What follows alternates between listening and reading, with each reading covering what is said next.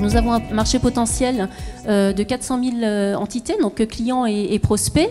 Donc effectivement, ça peut paraître très peu par rapport à ce que vous pouvez connaître en B2C, mais c'est quand même énormément de masse de données, puisque, comme on a pu l'entendre tout à l'heure, les données en B2B sont fortement enrichissables en plein d'informations importantes. On parle de code NAF, on parle de code d'activité autres, on parle également de chiffre d'affaires, de résultats. Donc on a cette capacité d'enrichissement des données et donc de calcul complet d'un potentiel des clients. Il faut passer par cette démarche de Big Data pour rationaliser les coûts, pour vraiment avoir des campagnes de plus en plus efficaces et de cibler réellement au mieux les clients.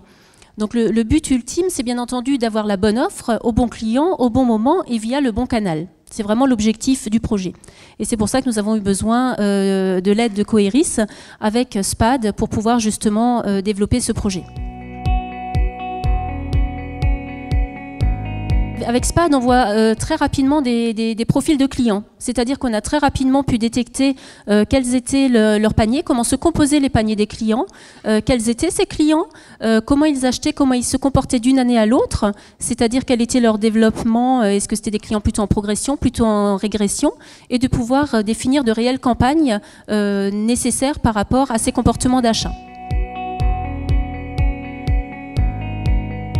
On a quand même énormément de gammes de produits, donc énormément de références articles. Hein, vous imaginez, on vend des nappes dans différentes dimensions, dans énormément de couleurs.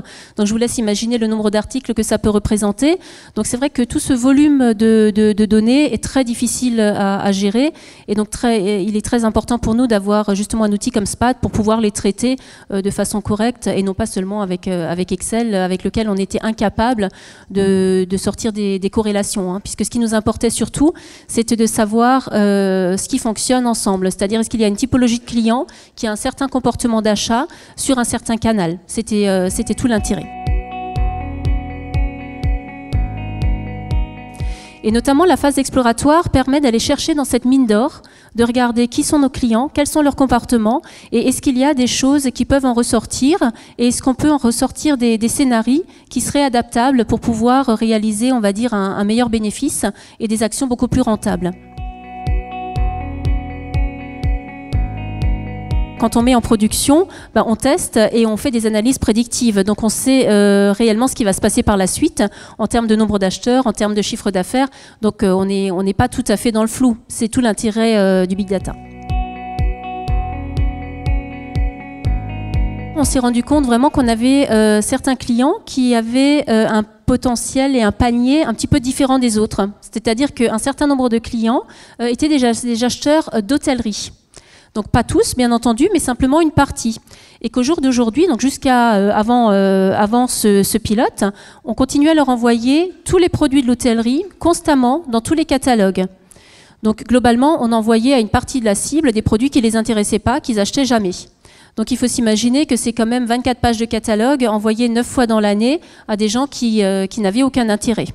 Donc globalement, on a pris la décision, plutôt que de continuer à inonder ce marché, de sortir complètement ces pages d'hôtellerie du catalogue général et de créer un catalogue spécifique, donc bien ciblé sur les clients qui avaient intérêt aux produits d'hôtellerie. Donc on l'a testé dès la fin d'année dernière et en comparant donc sur le dernier trimestre, on se rend compte qu'en envoyant finalement 47% de pages en moins sur le marché, nous avons réussi à avoir 17% du chiffre d'affaires en plus sur ces produits d'hôtellerie, 7% d'acheteurs en plus, ce qui n'est pas neutre quand même, hein, puisque ce sont des gens qui nous connaissaient déjà, mais qui visiblement ne nous trouvaient pas, puisque les produits d'hôtellerie étaient cachés dans le catalogue général. Donc d'où l'intérêt de créer un catalogue spécifique. Il faut savoir aussi, puisqu'on a mesuré l'impact que ça a pu avoir sur les gens qui ne recevaient plus cette partie d'hôtellerie, puisqu'elle a été ciblée correctement par la suite, il n'y a eu aucun impact. C'est-à-dire que les gens qui n'achetaient pas en hôtellerie, le fait de leur supprimer cette catégorie de produits n'a pas eu d'incidence. Donc on n'a pas perdu en chiffres sur ces gens-là. Et on a bien entendu renforcé notre image, puisque forcément la visibilité sur cette gamme de produits est bien plus forte au jour d'aujourd'hui qu'elle a pu l'être auparavant. Donc ça a tellement bien marché qu'au jour d'aujourd'hui, la décision a été prise de faire un rollout sur tous les pays européens de cette stratégie de catalogue spécialisé.